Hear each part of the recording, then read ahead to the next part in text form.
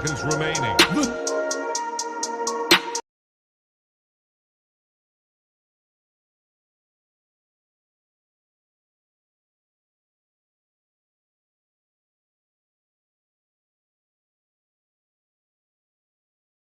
Ban.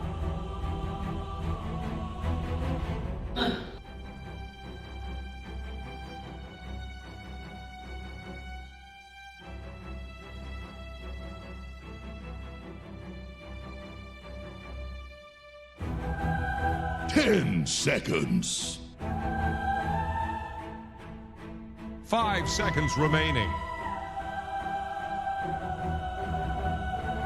Dire's turn to pick.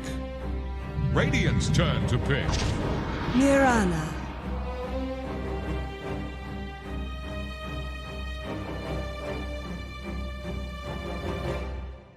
Man overboard. Heave to.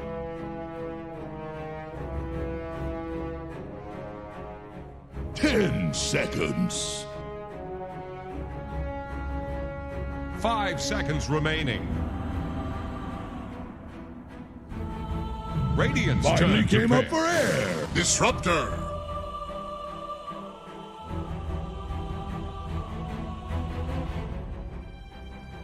Dire's turn to pick. Clockwork.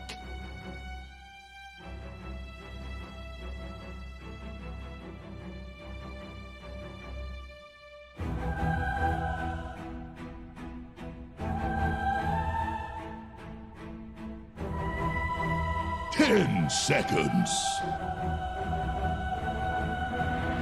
5 seconds remaining. Dire's ban now. Admiral Concar. Here's the Radiant ban.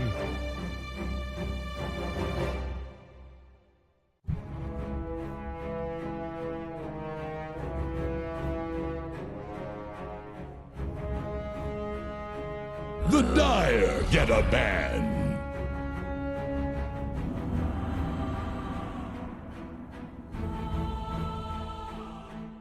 Radiant's turn to ban.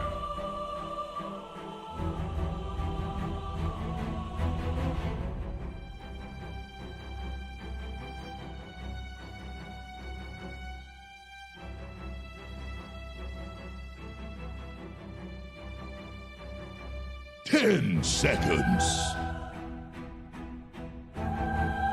5 seconds remaining.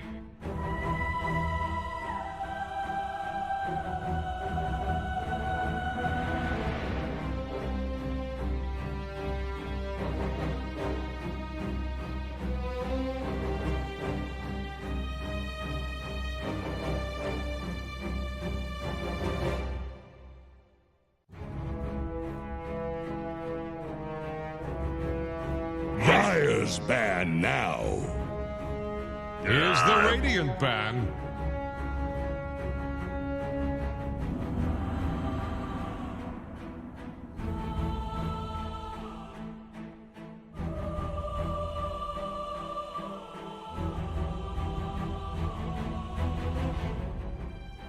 Ten seconds.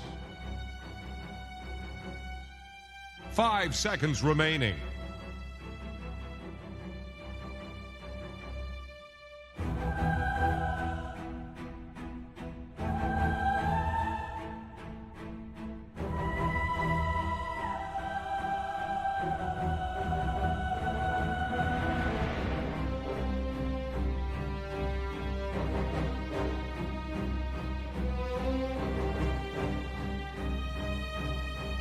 Radiant's turn to pick.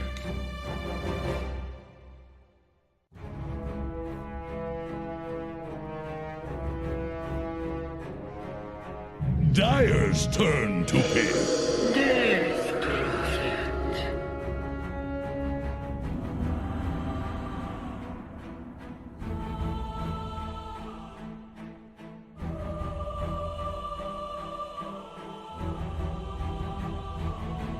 Ten seconds.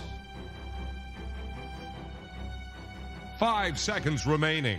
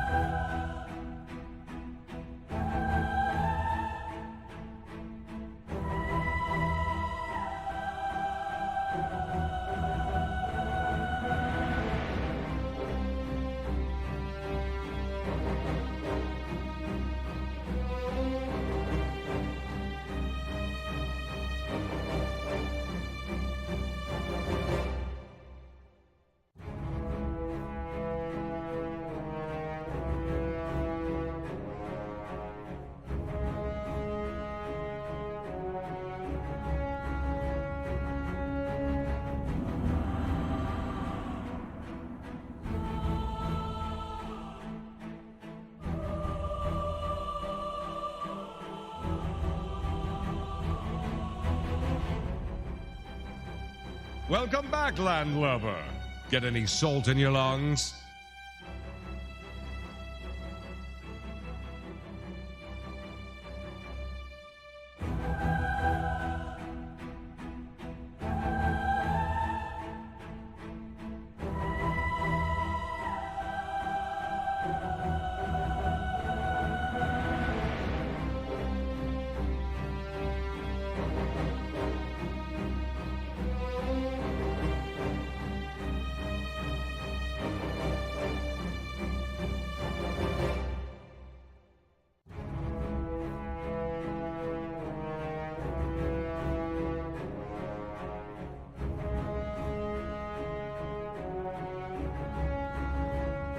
Dire's turn to pick.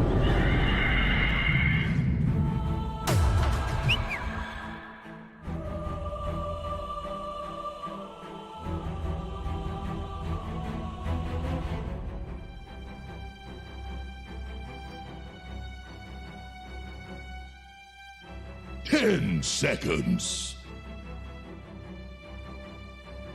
5 seconds remaining. The Dire get a ban. Faceless Void.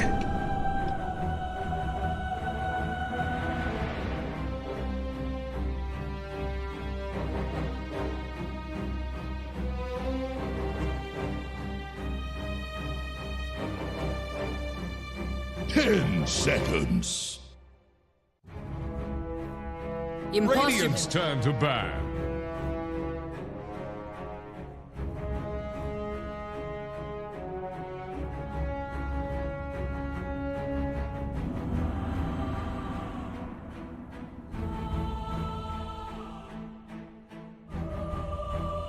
Ten seconds.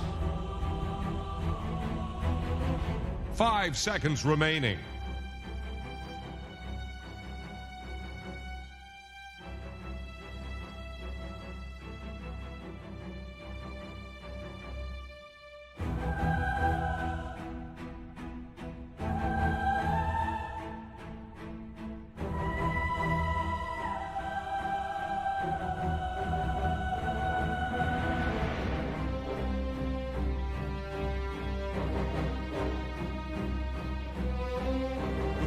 The Dire get a ban.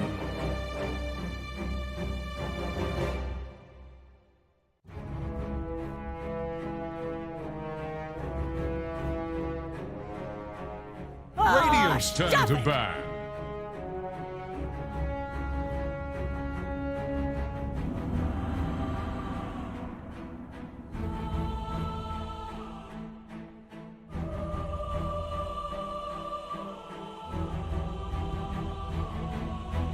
Ten seconds.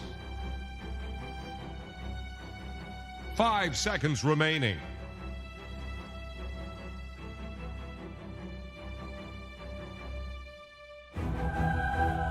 Dire's turn to pick.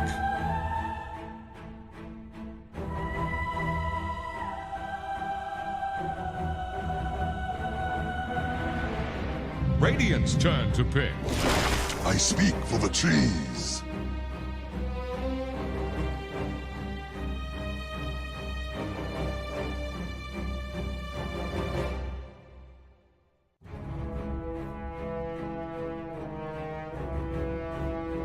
Ten seconds. 5 seconds remaining.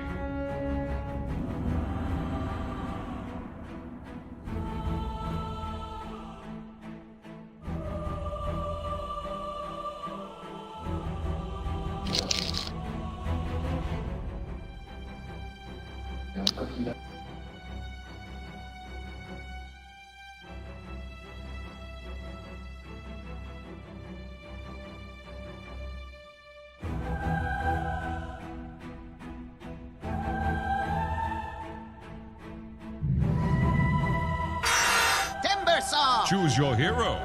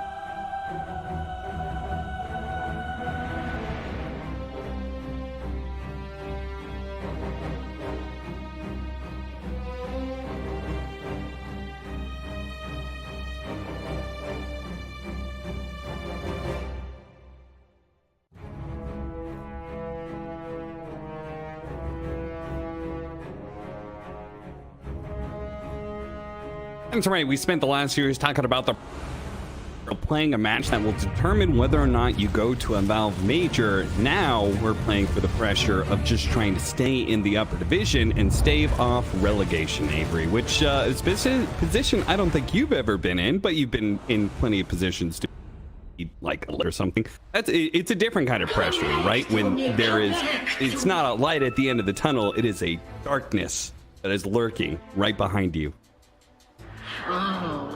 Close by, around the corner, never far from sight. You have one bad season, sudden it's absolutely. It's definitely a visceral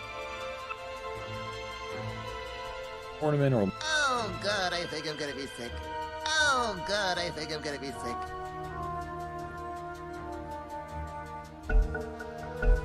Oh, kalma lang kalma. It's time to find a snack. well, yeah, you can avoid it. Nice, but sometimes like a wake up call too. Black, you know, there's always talk.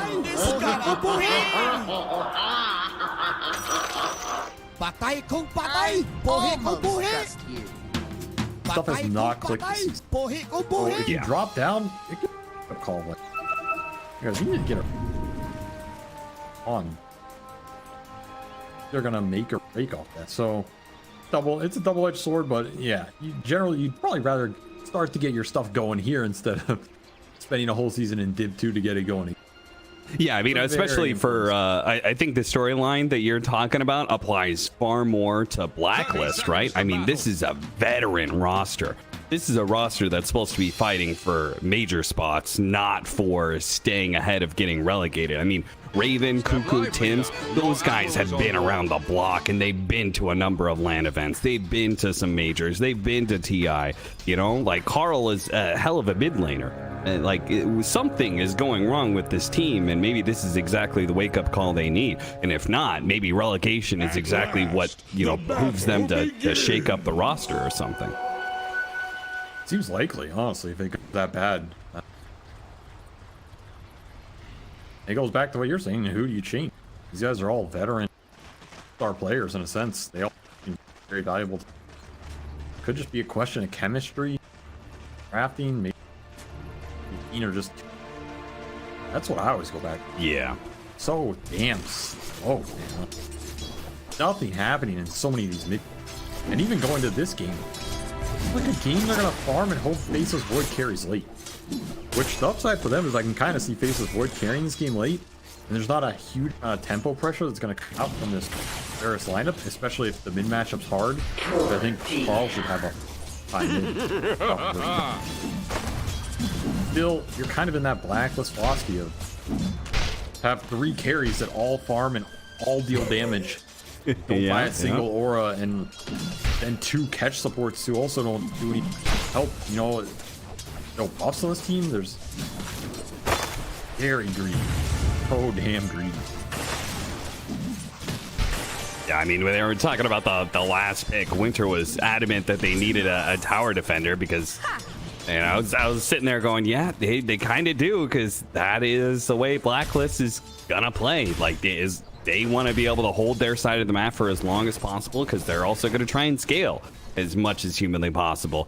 And, well, they're definitely a scaling lineup this time around. We'll see. So in this game, there's usually one core that we kind of need on Blacklist to have a good game so they don't get run over. Is that Carl for this game? I feel like Carl has the best chance of having a really good game. I say that, and he's kind of getting demolished mid-early. Doesn't help. I mean, the hero who can stall the most in this mid-game is probably the Timber if he gets out of control. Yeah. I just don't know if he's going to get that out of control. He is versus Nature's Phoenix. I think once he's level 2 on this lane, he might just snowball and kick Kakashi out, start pressuring the tower. If Bosco is a really good game, it makes Kunkka's life harder, it makes Marcy's life harder for a long time. They don't have a really big Timber killer. They don't have some deep or Viper or Bat with stacks. They don't have that nature. How does this Timber being really obnoxious for players for a lot of this game? Boy, carry the hell out of it. I have a hard time imagining this Blacklist lineup not winning late. They have 3 carries to do it. Surely Yeah, one of seriously. One of these guys is gonna lock it down for him. Well, Bosku does seem to be doing pretty well, and like you said, there aren't a whole lot of answers to deal with them core killers, and also the support pickups. Is Spirit Vessel really an item? I feel like that's actually part of my appeal for Timbersaws. That one of the things I hate playing up against Timbersaws. I'm like, oh, I gotta go a Spirit Vessel now. I just don't like buying that item right now. I feel like they're just higher value utility items most of the time for supports. It's pretty lackluster. Very expensive. The build-up is not as good as the first charges are sometimes hard to come by in games, and then it's an item, especially on support. Support, it's even less reliable. Or just when you have them for fight. That's just a bad position. Four staff don't have charges. You know? I don't have to charge that bad boy up. It don't miss, so you gotta compare these things. A lot of times those are the types of factors that just plus some item is more reliable. There's a time when Urn was the reliability wasn't as big an issue because Urn was and the build-up was better and the early game fighting seemed pretty reliable and some of there was pretty much an Urn on every, like both teams would always have an Urn in every game basically. Maybe they didn't complete Spirit Vessel, but they would at least build Urn. That's the big difference. So far, 3 lanes for Polaris are winning. Dire's courier has been killed. Items. I still think if they get off to a decent mid game here for Polaris, they have some chances to just force the Roshans down, especially with the big cooldowns from Blacklist. It's something you have to be careful with these scale lineups. And Chrono's down, Exorcism's down. What's happening during that period? That's why I feel like it's going to be a very slow game for Blacklist, despite the fact they're also Blacklist. I don't think they have much damage when those big ults are on cooldown, outside of that Timber just pumping. In which case, Polaris, if they want to take advantage of some of the stuff we're talking about, they need to be able to push the pace. And a lot of that, I think, comes from Akashi and the Nature's Prophet, how he's feeling in the game and where he actually tries to get aggressive. Because, you know, a lot of these Nature's Prophet like to chill out until they have like 2 or 3 items before they start, you know, joining in on these fights. But even just the Wrath of Nature could be a pretty big component. We have like a nice killer like Marcy. You're also going to have to choose where these cores, because Tyrion cannot stay up here versus Timber. But even before then, it doesn't feel right. Doing fine now. There's not a huge amount of mana on plus 2 guard rush, so the aggressive potential for high for now.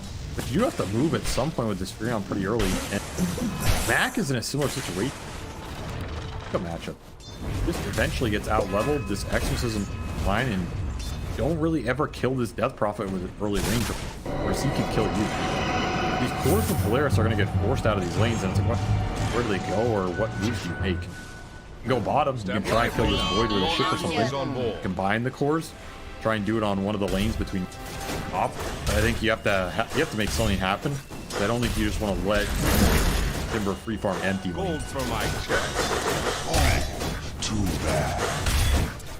It's so funny watching Akashi just ignore Bosku as much as possible. He's taken like 5 right clicks in a row, but he's like, I'm just here for my CS, man. I'm just trying to get my level 6, and then you can have the lane. Like, please. Fire. Ceasefire, brother. Oh, blows back. That could be your first blood, and it will be very easily. Raven is the one to pick up the first blood of the game. So, Blacklist, you know, we talking about how their lanes are going to feel good, especially as time goes on, while players are going to be the ones who need to break down the laning phase. It's already proven to be true with the first blood being picked up. It's only going to get worse from here. So, Polaris do need to start thinking about what kind of moves they want to make, like you're talking about. Maybe what sort of counter moves is Tim's going to get aggressive, trying to interrupt Mac farming up the jungle, but he gets blown up almost immediately. Polaris brought more than enough firepower and more than enough manpower into this fight. Little freebie going Mac's way, but the downside is you use Ship for this Clockwork, who's up in 4 seconds here. Now you're just exoing mid and you don't have this ult at it. You don't have this ghost ship for a blue bottom. I almost feel like that wasn't worth the ship. And like, you'd rather have the ship up And this useless clock kill. Especially if your support's going to die anyway. CML gets caught by the glimpse and the battery assaults, and Carl goes back for a little bit more damage on that mid tower. A little bit getting turned around here, especially because you had this Fury on ult coming. I think you have to make ult and go ship. Either kick the Faceless Void out of bottom because Marcy won't quit, or to just take the fight to death. But this Timber is untouchable. Went the Vanguard, he has the armor. Nothing you can do to interact with his hero. Another reason you have to be thinking about these moves up. So you don't lose Dire's top tower now is you're gonna under power attack. into Carl. Know how to handle Where Blacklist can game open a bit. They find cores. You have the invincible heroes right now. You gotta use them for something. Oscar trying to use. Yeah, CML. He was sitting behind the tower, trying to slow down the wave. Used fire spirits to kill the big wave that was pushing in, and he did manage to do that, but eventually will get killed as the two supports wrap around from behind, and Bosku is free to once again put pressure and damage on that tower.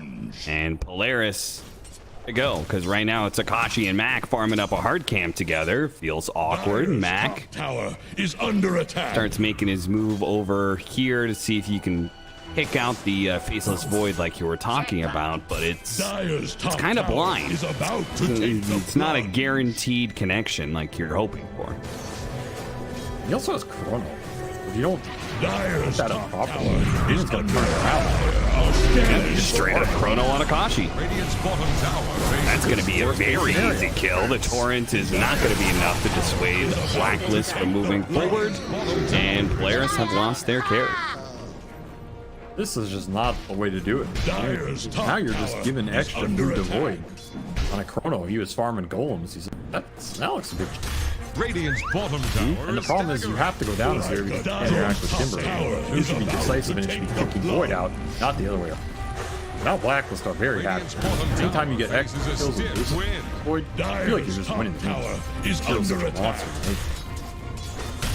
Well, Tim's similar to what CML is doing, trying to hold the tower a little bit longer and see if he can get some experience. Bosku is going to come down here to hold it, though. Against all of these heroes, they can't really touch the Timber Saw, so looks like they will have to back out, especially since mid lane. Carl is doing some damage once again. Mac TP's in, but it looks like Blacklist has gotten the read that he was doing something here. Radiant's bottom Not a bad tower TP from faces Bosku. a stiff win. Took this top tower already, and then you can send Raven up here on this triple wave. Super happy.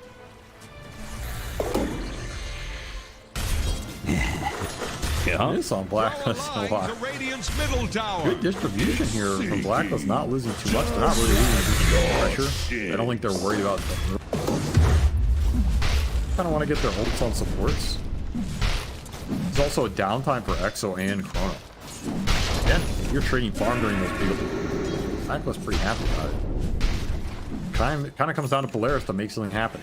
You have Ghost Ship up, you have Wrath of Nature. Is there a Clockwork kill on the menu? Going back in, especially with the arrow. Or it's actually not quite enough. Oh no. And the Starstorm misses too. Okay, now they're going to use the egg on top of the two supports, so they will actually get maybe both. Met goes out, saving AU. Once again, they just are lacking in the damage, and they have to maybe overcommit one last leap, and this time the Starstorm lands. He immediately goes for the TP out, but Carl will be able to get the rebuttal. A quick Crypt Swarm will be able to secure that one. 2 for 1. Not too bad with the Rapid Ship. Probably take that. You get to see both get in this game. He did go Armlet versus Mercy, so he has some.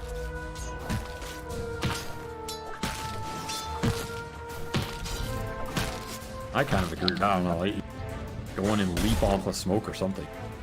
Again, Bosku's just running at you. Timber is impenetrable. Bosku's running at you, and Carl's running at the towers. Even with the illusion room, he'll put just a bit more damage on this tower.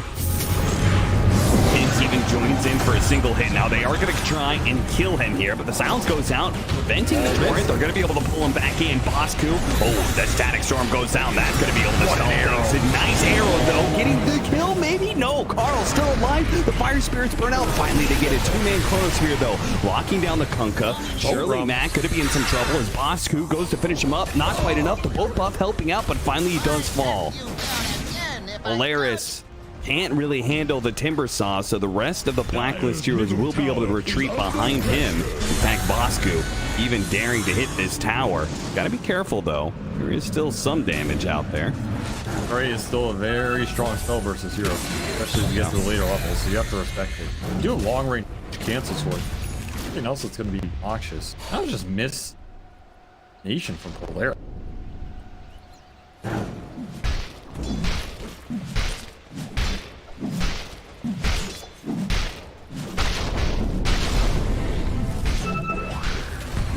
Yeah.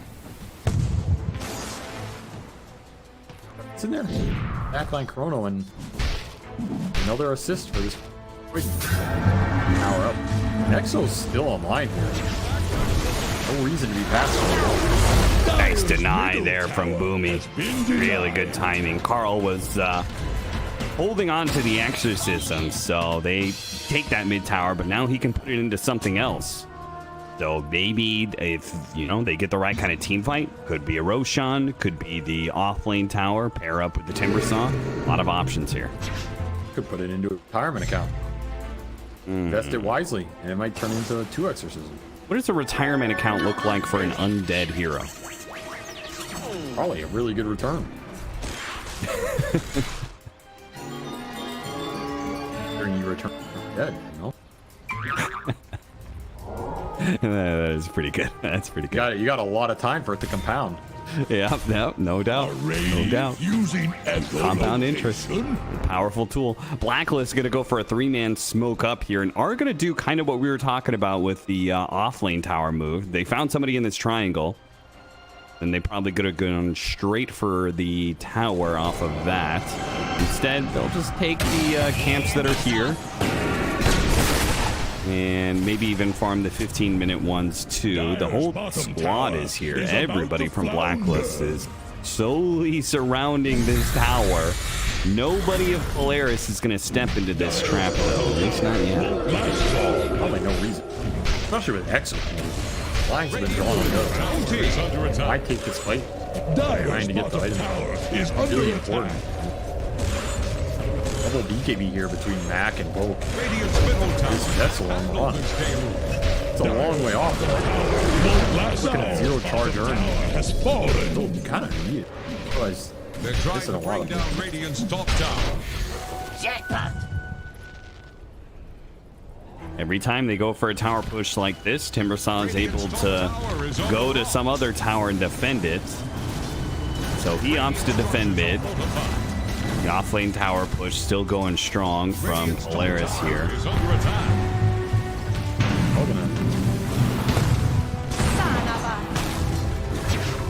I do think the Phoenix levels matter a lot. Looking at what's going to take down these beasts. I feel like Sunray Spirits. Yeah. So much of their auto trying somebody. Oh no, he missed. Tim's doesn't get stunned. He still gets exploded and will be able to burst him down alongside the tower, but now they've got the 2 Chronosphere with the Static Storm on top of it. Excuse me. Yep, Static Storm. He did commit that one, so double ultimates to be able to kill the Marcy and the Mirana. So a core and a support. They didn't get any of the big cores, Mac and Kakashi, who were both able to get out of there. But as you said, this is just kind of like bonus farm for Raven, right? Bonus farm and getting a lot of bonuses this game. 1, 0, and 5.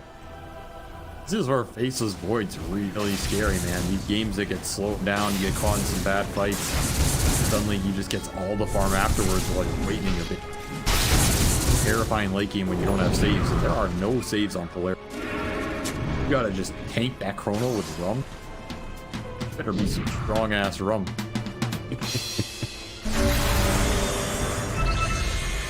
Numbs yourself from the pain, but ultimately the damage is still going to be done. I also like that Carl went free build.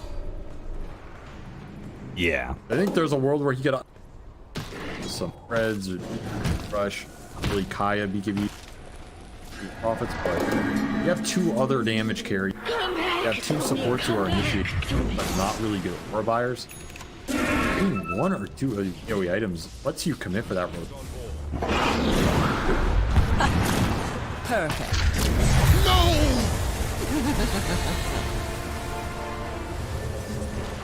You have too many carries. You know, everybody wants to carry the game. I think we've had this conversation before about Carl. We like it when he goes to team items because ultimately Cuckoo is just not going to. Whether or not like that is the best use for Carl as a player or not is, well, I guess up to for Blacklist to decide. But Carl, we always feel best about the games when Carl is on a hero that can build some sort of team fight items, whether it's auras or not. Like I think we've said the same about like when he's playing Kunkka, which is, you know, a little bit more of a setup utility type mid hero. It allows the greediness of the side lanes to feel better, more cohesive. Oh, that is a beautiful Torrent boat. Unfortunately, Tim's had a Force Staff, so he was not hit by that one. Now they're going to get the glimpse back. He leaps out of the kinetic field, but into the battery itself. Not so hot there. One hero pickoff, and Polaris, they really got to be careful with these pickoffs because Roshan is a possibility here for Blacklist. They've got their ultimates up. They've got the Chronosphere. They've got Exorcism. They can try and force this one. A nice jump in from Bocarino. With the double BKBs, they're going to commit for that one. The 2 supports are going to be in some trouble here. Nothing else is going to get caught in this explosion from Polaris. And in fact, Blacklist are still going to be able to fight this one. Bosku is going to go for it. Mac being body blocked up here, now slowed down by the Spirit Siphon, and there is just not enough heals. No saves on the side of Polaris. So when Bosku can get that commitment, he will get it. Just too much tankiness in the early fight to get full supports, but none of these cores are full survive. Get an AU buyback, maybe some duration for your wounds, but that's about it because Roche is being done right now. This is a pretty greedy Roche though, because your Exo's out. It is out, but at the same time, players don't have their ultimates either, so. Guess not. There's no contest. Man, Aegis on Faceless Void, that feels highest level in the game basically. 14. His spells are really good in the fight. This is a pretty solid dilation game in terms of if the fights go long. Him being an initiator is totally fine because there are no Aegis you can really. And it's off.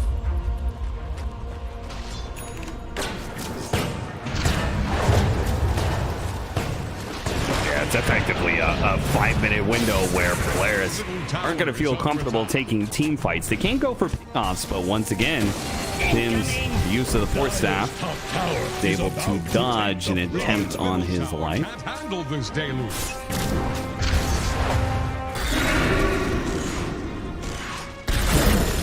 Maybe Polaris can go late? Is that even possible? Like if Bocarino, like he is gonna have the Basher build, like there is a chance he jumps on the Void and just Yeah, there's a chance. I don't know how high it is. Not looking so good. If he dies here, which he will. Heals from CML are not good enough. Glimpse back in to have the Supernova out, but they don't have any way to protect it, so it just dies like that. It's nice and easy. 2 supports fall. Mac trying to get out with his BKB. They're still going to chase after him. They have Glimpse Slow him down a little bit. Keep the vision and keep him close enough. The glimpse, not quite there. I'm surprised the Polaris wanted to try and take the line. Marcy dies first. It's all like damage. Especially if you're using Sunray as healer. Maybe if you still have Sunray or something, you can play out that. But their stuns are just so limited. Part of the problem with this lineup, you have a Phoenix on a lineup with not the best reliable stuns. You have an X, but the spell immunity and Force Staff's already there for Blacklist. You have a rebound, but it's hard to land that. And if you're dead, it takes that out of the window. You kind of have to be the initiator here to prepare for that. Like, after watching all these fights, if you're getting chronoed, I think that fight's just terrible. Not the way you want to have it go. You want to be starting on somebody with an arrow follow-up, make Blacklist commit awkward situation. Especially if it's Faceless Void. Then you take a big ult out. Haven't seen it yet. And Mirana ult and smokes should be the way that happened. But here's another one they're trying to get something. Getting run away. Glimpse back. Oh no, the glimpse! Stop Ocarino's jump, and the arrow actually comes through the side and actually clips Tim's as he was going for the counter initiation. And now the Death Prophet's going to be in some trouble. Pull back in with the Gleipnir, and the man will burst him down. Comes into that fight. That's not a fight he wants to be in the middle of. He's going to come back on a second life. Is he going to get out with his BKB? Very likely. As Ocarino doesn't have the Basher because, yeah, he got picked off earlier. So still no Basher for him. There's the Marcy impact. Wanting to see in a lot of these fights. They finally get the initiation connection off the smoke. That fight looks very different because now you can just first on this Death Prophet. Exo for what? You get melted. So that's the benefit of this double physical sidekick lineup. Some of the has been trying to get going in this game finally comes together. The question is it too little too late, right? Has enough damage been done by Blacklist to held in that late game? We're talking about who wins late game. I mean, Marcy can always win late game if she literally disappear. Yeah. Not close.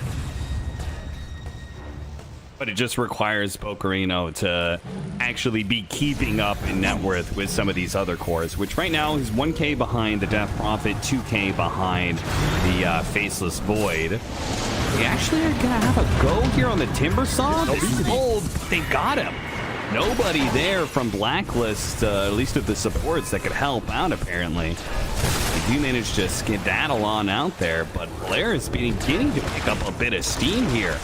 In fact, Akashi's going to teleport in aggressively, see if they can catch some more, and they've got him. AU goes for the glimpse back, but underneath the Sprout, surely they have the damage, and they do. Experts to spot Torrent. One back with the wave. Mac trying to catch Tim's. They actually hit the arrow, but he's already up into the high ground. Not worth diving for that one, but Mac finding more and more. He's really putting this tidal wave to good use. I feel like Radiant's middle tower can't handle this damage. giving them that go when he doesn't have BKB off cooldown. That's way too cocky, man. You gotta respect the Sunray in this game if your team helps you. Yeah, Sunray plus Spirit Vessel, and then just any kind of magic damage disabled. Not as tanky as you used to be. Yes, BKB you can dispel and walk away from a lot of them. When it's on cooldown, you're super up to it. You're opening. Polaris. He also went for the damage route, too. He went for the Kaya instead of the Sange. Obviously, he's completing both of them, but I feel like it says a lot about your mind frame when it comes to this game, whether you go the Kaya or the Sange first. I don't blame him. He was having a pretty good game, 6-0-3. Yeah. I think it's just a misstep. You know? Gotta respect the Phoenix net worth and damage. EML is level 13 with a lot of farm. Dire are Already got a scanning for pocket. enemies. This is a powerful Sunray in this. You know, you normally take, but some games You know, that Sunray is very powerful. Gotta save some stun. Radiant are the only scanning reason for enemies. Polaris is actually ahead in net worth right now is because the support difference. Big. It's really big. I mean, the net worth differential between our duos is what? Looking at almost 4K compared to 9. That's 5K net worth. 8.5. That's a lot. So if you can make it work, that's how you can win these fights with Polaris, which means, again, getting the initiation, because then your supports can just go to town with an arrow, with a Thunder Ray, killing a hero off the bat. You're not getting jumped turn. You don't have that setup going. Really important. Oh, this Moonlight Shadow is massive. They're going to run straight into Raven. If they can get the stun here, they get him with the arrow. The pull-up turret. Force out over the side. Tim's just bailed Raven out. Oh my God, Tim's an angel. A guardian angel for Raven gets him out of a situation that he was surely dead. He was getting chain stun and easily killed there. But Tim's right place, right time, and will die for it even. Sometimes you send a prayer. You send a prayer to God and he does that guardian. I think Tim's. Well, that could have been a huge moment for Polaris, because I mean, getting that Faceless Void here could have meant a lot more map control, which would have led into maybe controlling the pit for this upcoming Roshan, which potential spawn time is starting in 25 seconds. Everybody wants it here. Your Blacklist, you want to make sure you have your ults up for that fight. Exo, Chrono, you're not going to use them for that Roshan fight, which is another reason some of those initiations and skirmishes are important for players, because if they get a fight like that, it turns into an act.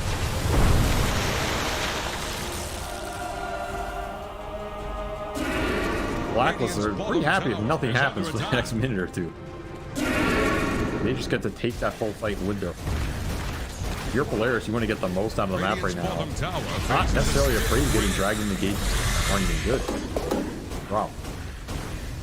Of course, you'd rather have it go your way. Radiant's bottom tower. Mac even has double damage bottled. Bad rune to have in your pocket. No, not at all.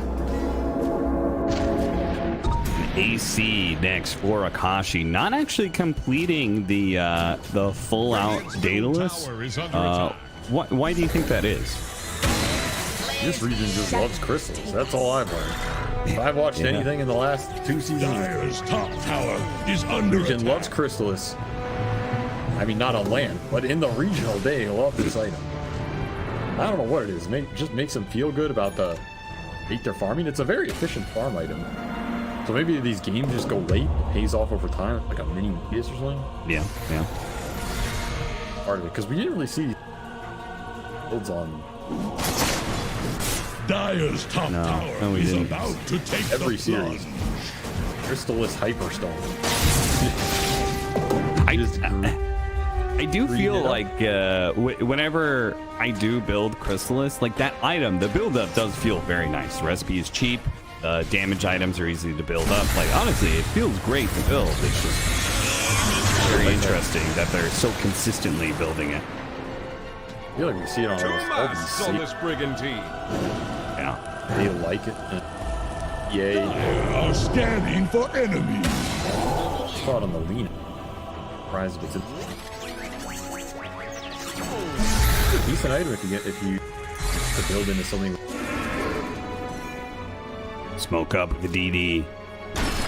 Roshan just spawned 2. The hook shot over the side actually spots Bocarino, gets him inside of the conch, while the Mirana is stuck on the other side of them, stuck inside the Static Storm, but sealed up. Actually going to be okay. He's going to try and laying into him, but lost sight of him, and the arrow slips on by all of Blacklist. No big ultimates. I mean, they didn't use Chronosphere and the Exorcism, at least, on the side of Blacklist, so those are still open. You're gonna poke some BKBs out. The question of who has BKBs left is pretty much Mac and Raven. Oh, they're going for it. They really want to be able to get this. BKB is still up for Mac. He's going to pop it now after the glimpse. They managed to get the 3-man Chronosphere. This is what Raven wanted. The tidal wave him over the side. Still managed to get the Phoenix kill, and Mac is going to be chased down. Akashi hopefully he doesn't get ends with another hook shot coming on, and just came up just in time to be able to kill the Nature's Prophet, and Polaris get as Bocarino is going to be the only one to get out of that fight there. As they needed that victory there, because all their side lanes were pushing in. But that victory should be able to get them Roshan. Dire's middle tower is under pressure. Exo's gonna be out. Chrono's gone. You're up at 30 here if you're Polaris, and if you're not doing this now, it's Blacklist. I don't think Dire's under attack. and it's a question of if you're Polaris, you just under the pit here. It's interesting. Blacklist, they think they have enough time. It is. It's still 30 on Furion. He is just so high level. Yeah, I guess you're Gucci with everything. That goes back to where if you're Polaris and you are getting jumped, that is just not a good setup. Once the chrono is down, once the hook shot's down. I mean, we didn't get to see like the Sunray or Supernova counter initiation against the Chronosphere. You know, him being caught in the Chrono, I think is like I agree that I think the Sunray probably isn't going to be good enough, but I think maybe it gives you a fighting chance. But if he's in the Chronosphere too, then you're just done. That was a huge. Maybe if you get the egg off before the chrono, you have some hope Maybe. there. Still just not a good. Players here. What do you think about this item choice?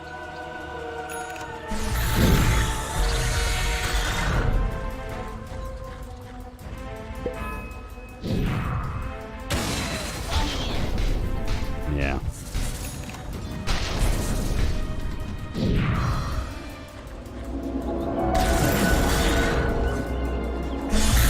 Very interesting. Pressure with us. Not feel like I've seen this almost ever. Yeah, this would be a first time for me. I mean, I kind of get it. Refresher is a lot of regen. Timbersaw uses that regen really well. So it's 7 mana regen, 13 HP, double BKB. Okay, that is very powerful. But to get it before your BKB is not even down to 6 seconds. Dire Very are curious. scanning for enemies. Warriors of the wood. I think this is a little early, but I believe his rationale is that he gets jumped in BKB, be able to reset the fight, and then slug another one up. Okay. Like, Bosku wants to be the one getting jumped because he does not want his other 2 cores. That's a recipe for disaster, but he'll get bursted, and that fight's fun. He wants the front line. He wants to use his BKB for front line. But he doesn't want to be in a position where he has to use it off a poke. Let's say he gets X and arrows coming. Do you BKB that? Okay, if he has to BKB it, he doesn't want to get jumped on the follow-up. Then he still wants to have another one up for the fight. He's going to dissuade Polaris. This is the rationale I could see in this game. That makes it kind of cool. But I do feel like it's just a little early in the item. I don't know. It looks weird to me. But you're not really refreshing anything else. It's just your refreshing Cloak of Flame. Yeah, if you went like Scythe and then Refresher, that would make a ton of sense, right? But I do like your explanation. Because like Polaris, as you said, when they do that kind of poke, they get the BKB out of them. They can't just go smoke and then fight Blacklist because they're going to be thinking, well, the Timbersaw does have a second BKB. That seems pretty Dire's cool. top tower The thing is, about is to the take poke the that blood. scary? Force him. Yeah. I feel like you have ways to get him out of him. I don't think the burst that Dire's fast. top tower Maybe it's is scary if under you get attack. bounded on and just that argument. But it's interesting. We'll see if it pays off. Maybe it'll pay off. You have a Hex now on map. That poke is a little scarier. You get disposed in and you get Hex. Kind of dead there. Chrono comes Dire's top tower is gone. Back. looking. Almost getting caught. It is nighttime. That is the only reason he is still alive. Or at least his BKB is still intact anyway. It's right there. You can't BKB. You're getting. And it's off. And while Polaris are all looking at their next round of items, but they're all pretty far away. CML does have, did you say he had an Eon disc earlier? Boomy gets caught. Bye-bye, Boomy. Speaking of Boomy, he's trying to build ags. Basically gets it for single target burst, but this is a pretty greedy Mirana item. And honestly, I don't know how reliable the impact is in this game. Wouldn't mind the move. Might get the Wind Waker. Wind Waker's huge. Oh, yeah. I know it's a long way away, idea. but you gotta start thinking about going late here because you're not ending this game anytime soon. If your team is going late, you have to rat it out and come with your game plan to line up late game. We're already approaching that 40-minute mark. Egan's level 20. Aegis is about to expire, but this pretty much got him to his Scotty. It's a tanky faceless void now. 1000 HP. Lot for Marcy to. You know, I do have to say, I understand why a team would naturally be pretty greedy. Because when it goes right, I feel like it's the least stressful strategy from a pro play aspect, you know? Like, Blacklist, Easy. for the rest of the game, like, kind of feels secure. I'm like, all right, this is chill. You know? Yeah, you don't have to do anything. You don't have to make moves. You just respond to what the enemy does, see if they make mistakes. Dire's bottom Why do you think Team Secret did it? down. They won a lot of lands on tech. Really did. Flips back onto Boomy into the Static Storm, so he is dead. Bocarino is trying to go for the kill onto Bosku here, and if he got the bashes, maybe he could have gotten it, but does manage to Timber Chain away. That's a pretty good Sunrise round. keeping him alive, actually, pretty decently. The Chakram's doing some damage, and maybe still the chase down with the Spirit Siphon. Bocarino gets low, but he does manage to die. Carl makes the commitment there, and yeah, he was giving up his life to be able to get that kill on Bocarino. Maybe that wasn't worth it. Bosku used that refresher now. Pops it, but doesn't use the BKB. Doesn't have to. Not yet, anyway. Now Polaris. They know there's no ults. Definitely look for something here. Yeah, but apparently Second Bosku. BKB. Yeah, second BKB is forced. So now Bosku can come back Polaris. in. I Oh, think they keep tried to looking. catch him. Okay, Akashi with a nice teleport forward. The arrow comes forward, but it's not on the mark. Bosku able to jump over the side here. Goes for a TP out. If they get the scythe or the X, no. Neither one goes off in time. Neither one was in range. And they do manage to get everybody out on the side of Blacklist after that. He says wait as he unpauses on. You know, one of the X factors in this game, watching these fights, is actually this. The Sprout Leash is super good in this game.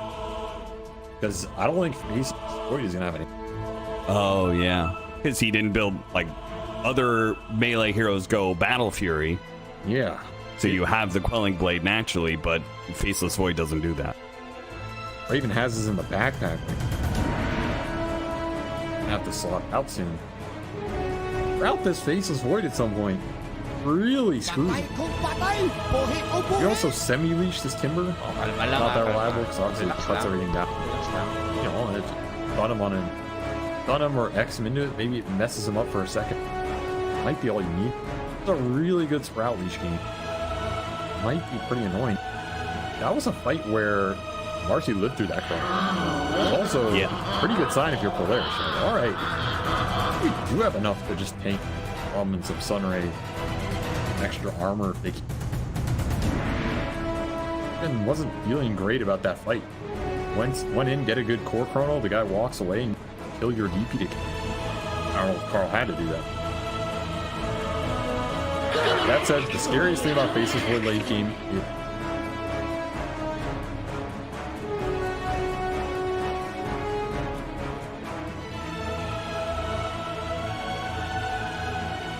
Raven is building into that next. He can also get shot. That's going to be a big test for players. Can you survive 2 chronos here? I think this game is going to get to that point. You're going to need an answer. It might also get to a point where you can fool an Ags. Somebody in this game. There are a lot of very powerful Ags. Ags Egg? Oh, yeah. Keep somebody. Ags Disruptor? Absolutely devastating. Both these teams could. Ags are crazy.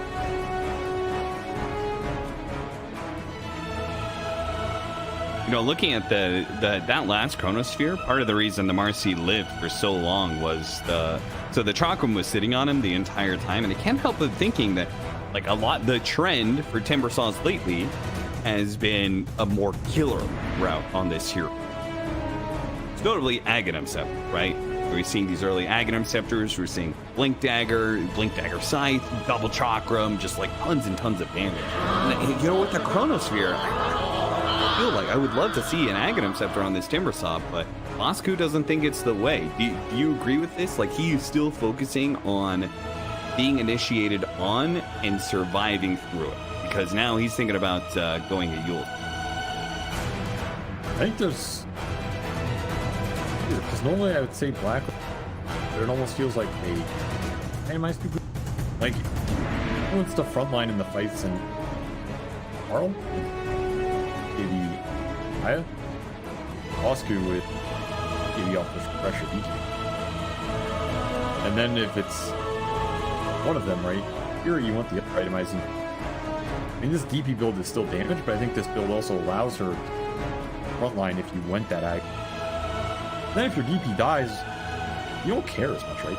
Timber just Ink Hex, double Chakram something. Careful there, Bosku.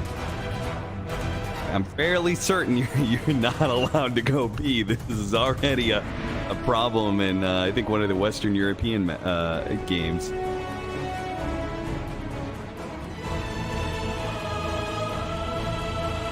Apparently we're having a headset issue for Polaris, so Bo3 said, all right, well, we're gonna take this long. And then back.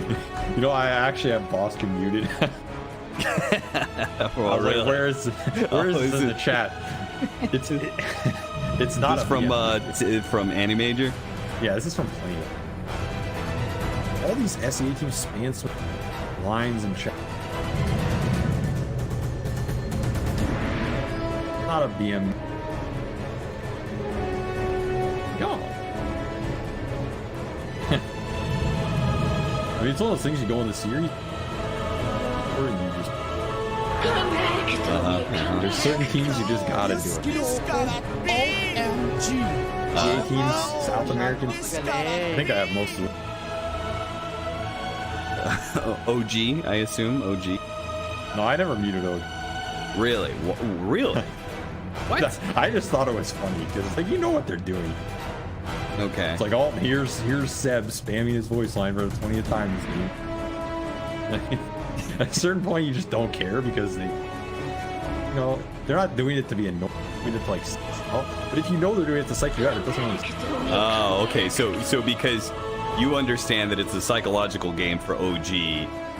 It doesn't get under your skin, but if it's just being done to be annoying, these teams they're pure chaos, you know. They're not using it to psych you out. They're just doing it to do it because they can press the button and they can spam. Coincidence? I think not for a billion times in a game, even if they're getting steamrolled, right? Like, so the thing about OG is they spam a lot of voice lines, but if you're beating them, they don't spam it as much, you know. Yeah, no. It kind of goes away. It's a mental thing that. Guys, they have no reason. They have no purpose. It's just endless voice line spam. Why? I don't want to hear this. I can't.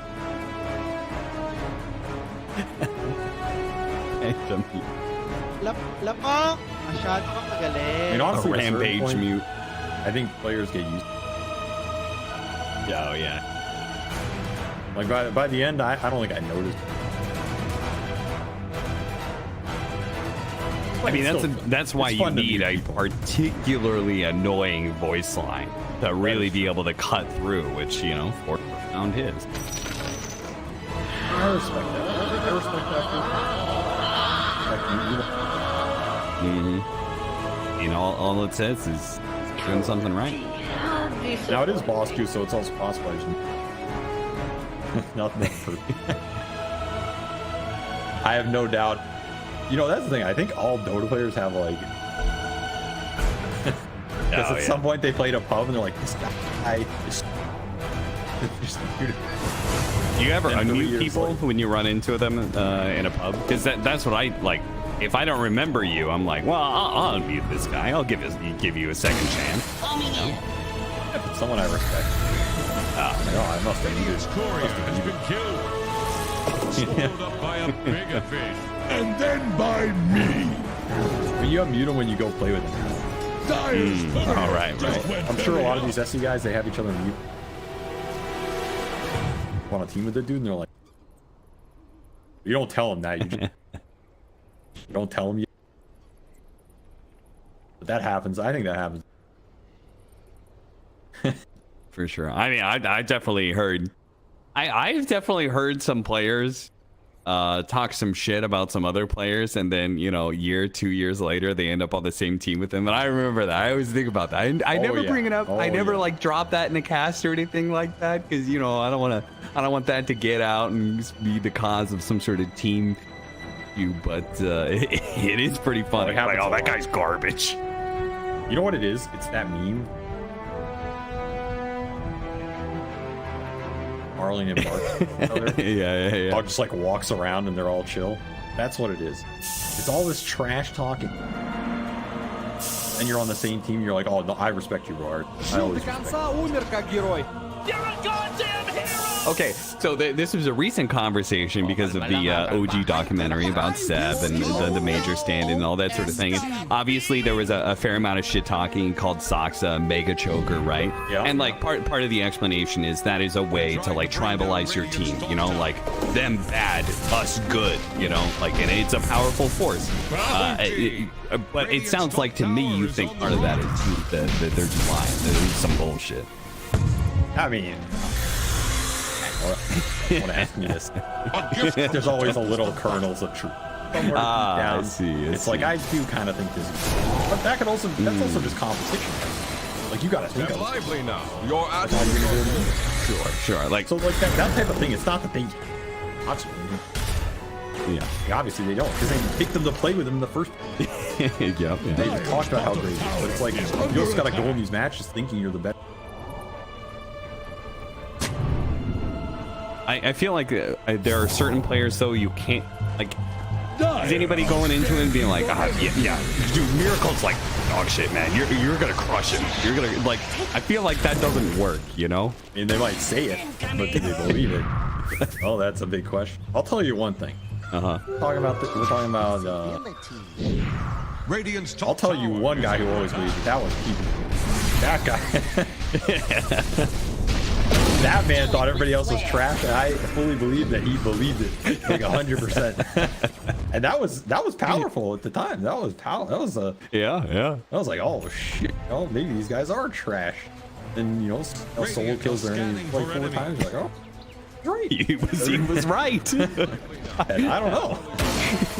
I'm just saying that's one of the guys I believe that he actually 100% believed it. Yeah. Well, it turns out.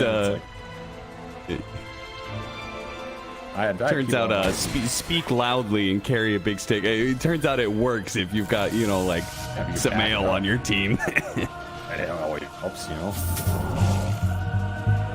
Definitely made it trash that they thought they were. Doesn't help when you're like trash talking OG. Tidal wave, pick off on Tins. Bad start for Blacklist, and this is going to be a good one. A 2-man Chronosphere. Sunrays lines up rather good to heal these units. They're actually keeping them okay. The Static Storm is blocking down a little bit. BKBs go off, and they didn't have the damage. Now they have to retreat on out of here. Look at Pokerino with the kill on Raven. Not going to be able to get it. Overextended himself, and now he's dead. They survived through the Chronosphere, and they thought, well, it's just free game now. Akashi held on to his BKB. Good call by him. He's going to TP out. 80 bashes. Oh, one swing was all he got, and it was not a bash from Raven. It's just a Roche fight, so you lost vision control. Lost your Marcy, you lost your egg. And that's a tough fight, because that Chrono's really good, but you do survive it with the double Sunray. Something else we didn't mention, but you can Sunray here, and then just egg and Sunray again with the shard. So it's a lot of fuel you pumped into this. On top of the sprouts in the Chrono have been swapped. gold for my chest. Not want to play with a Quelling. Might have to at some point in this game. I don't know. Bosco, once again, uses refresher immediately after the BKB usage. So he does have that, but if they get the chain stuns, nope, not at all. Got it off, stops Cinder chaining away. Should be okay. Raven's going to come in, though. Once again, not getting the first hit bash, and is going to go for the X. X Torrent interrupted by Tins with the hook. Now, Bosco goes and finishes him off. Static Storm on out on Akashi.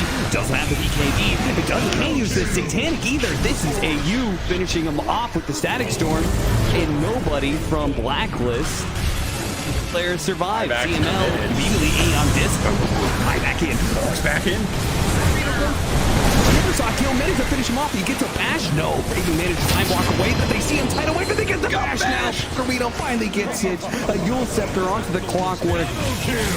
Blacklist win the first part of the team fight, but Polaris in force. Buy back, and now Roshan is available to them, and it's up to Blacklist. Is Blacklist going to buy back to try and play for Roshan, even when their ults are on cooldown?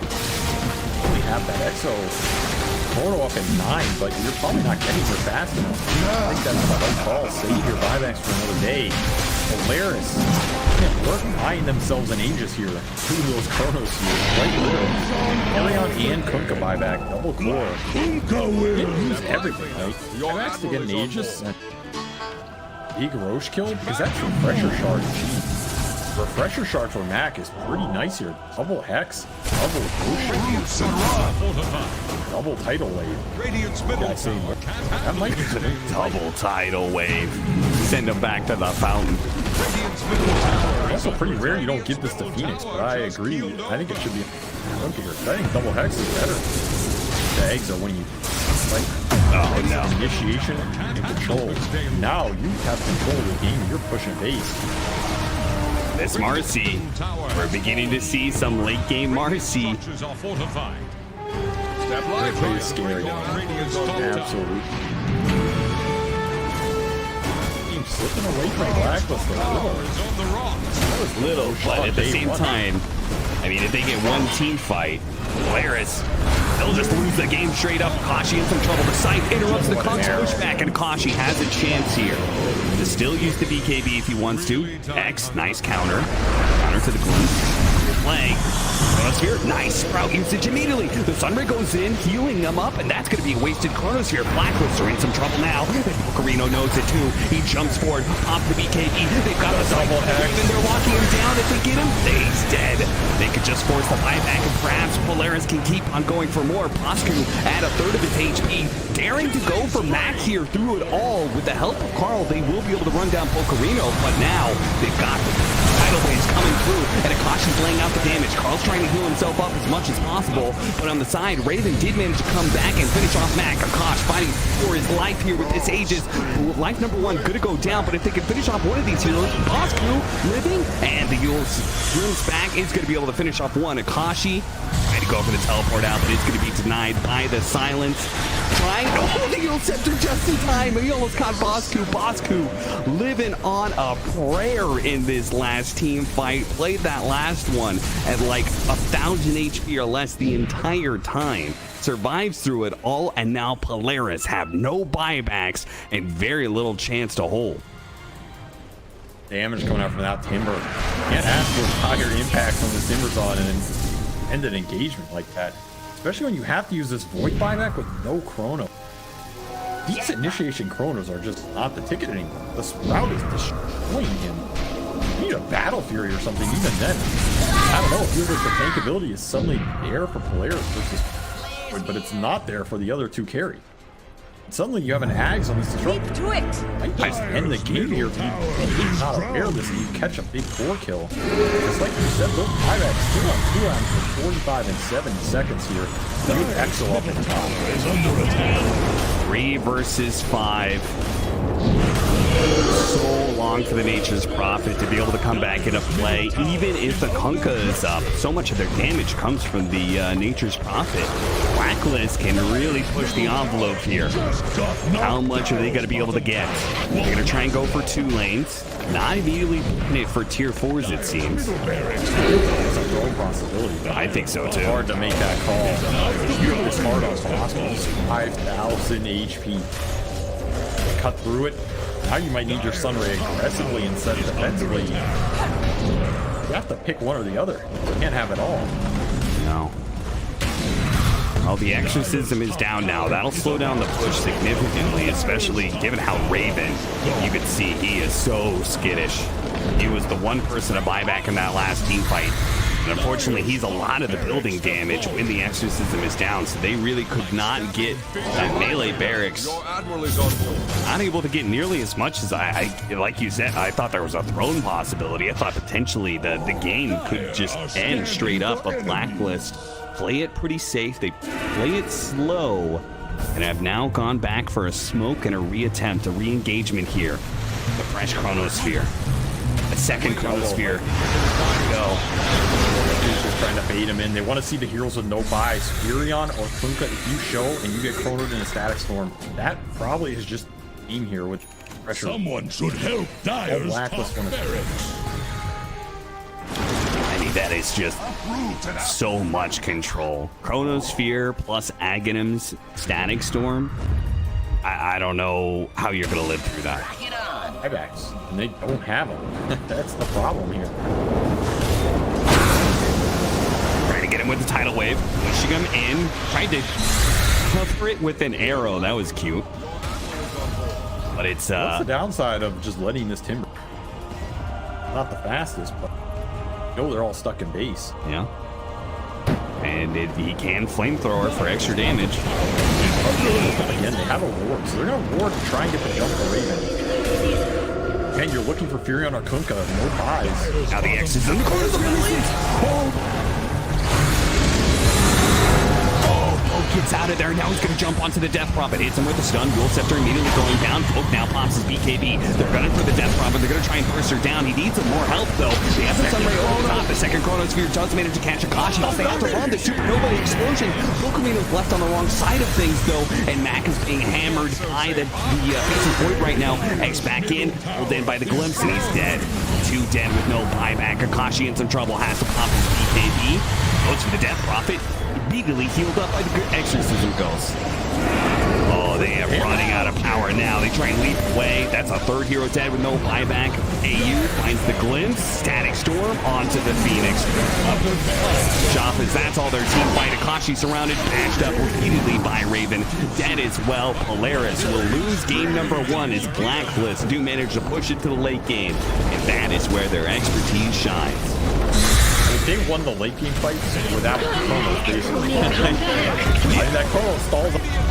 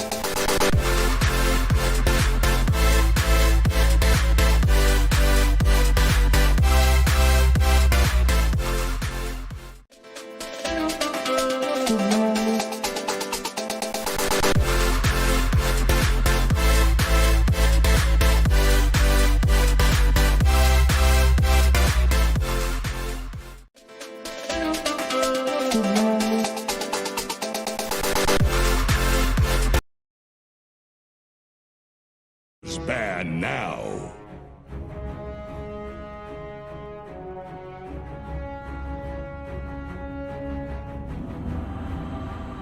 Here's the Radiant ban. Dire's ban now.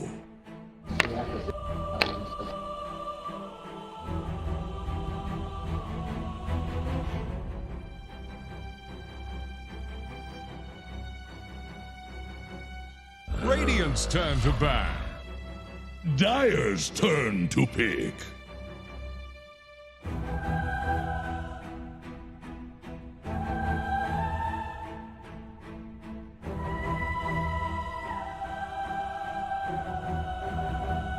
Radiant's turn to pick. Mirana. Radiant's turn to pick. Dire's doom.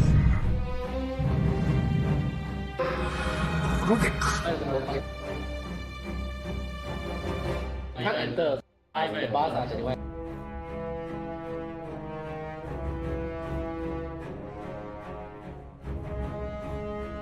10 seconds. 5 seconds remaining.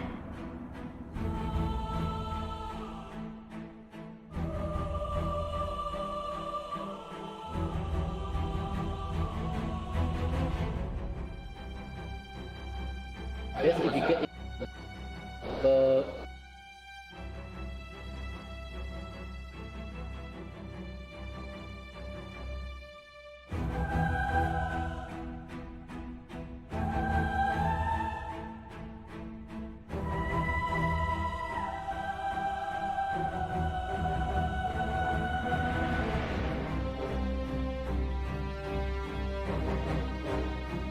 The Dire get a ban.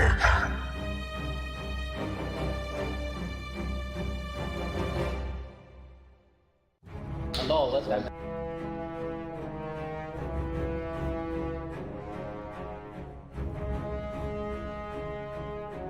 Here's seconds. the Radiant ban.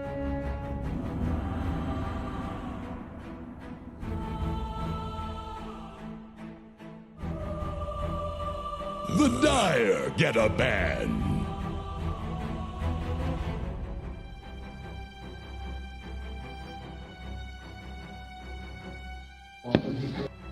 You're not allowed to enter.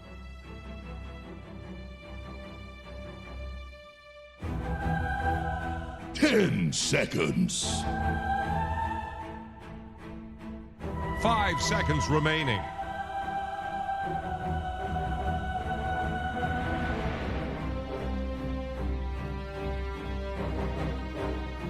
Here's the Radiant ban.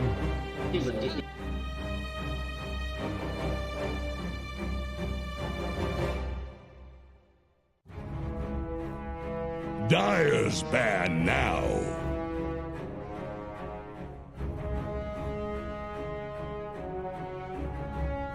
I think wait, you fall back.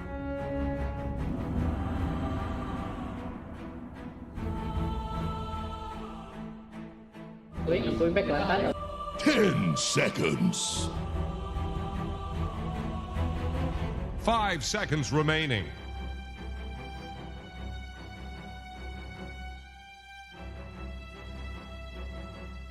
No, so it's like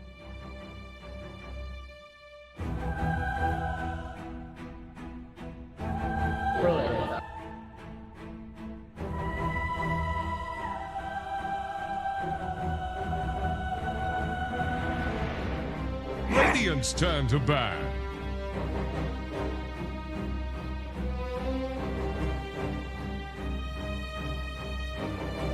Radiant's turn to pick.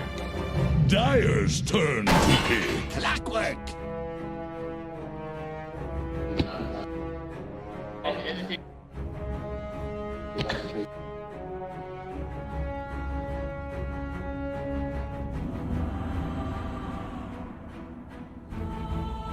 10 seconds. 5 seconds remaining. Dire's turn to pick. Shadow Fiend. Radiant's turn to pick. Treant Protector. Dire's ban now. Dark Seer. Let on the table.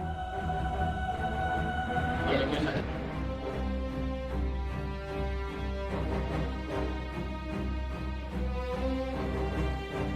10 seconds. 5 seconds remaining.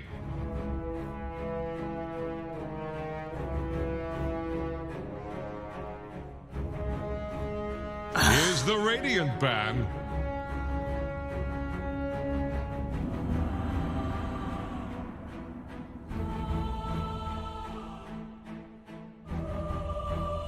The Dire get a ban.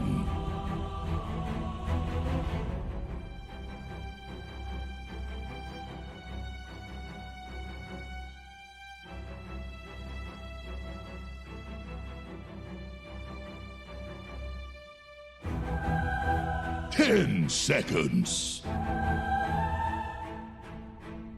5 seconds remaining.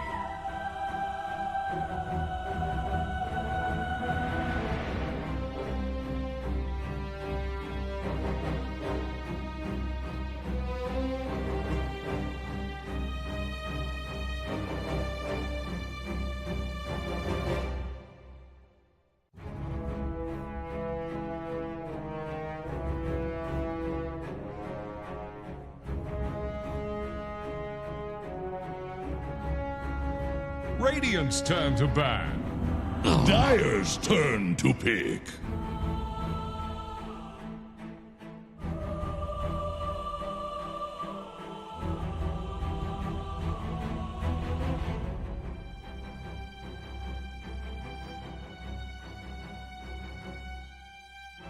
Ten seconds. 5 seconds remaining.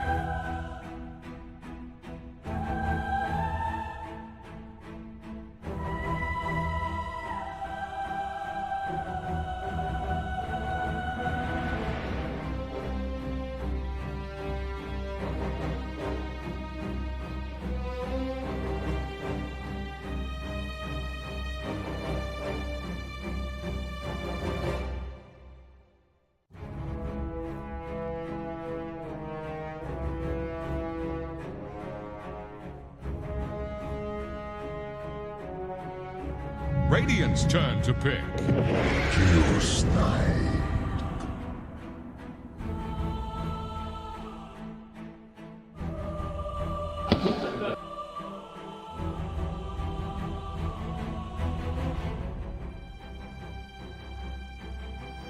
Ten seconds.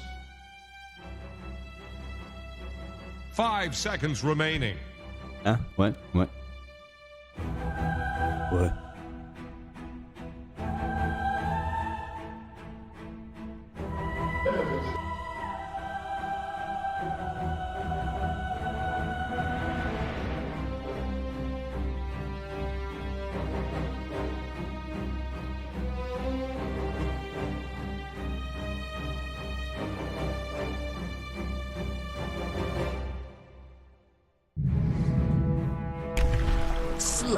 Choose your hero.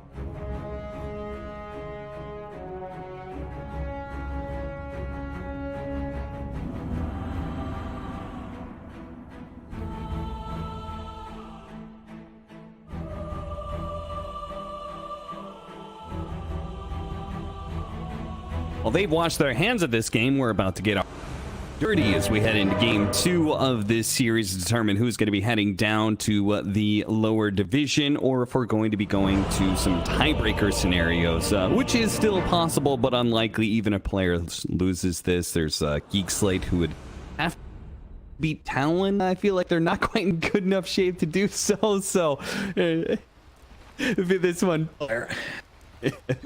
this one probably is going to determine a whole lot of things here. And Polaris going off the back of Darkseer, Clock, Slark. Lane's very important here, Avery. How are you feeling about it? I feel like they don't really have mana damage. Who's going to fight this SF? Okay, with Blood Phantasm. Primal Beast, who's also going to have an early beat. I feel like the early BKBs are in a lot of issues in these fights, and then I don't really know how you gain them. You can't force objectives. Powers. Not that amazing at split map, so I feel like this game forward for Blacklist.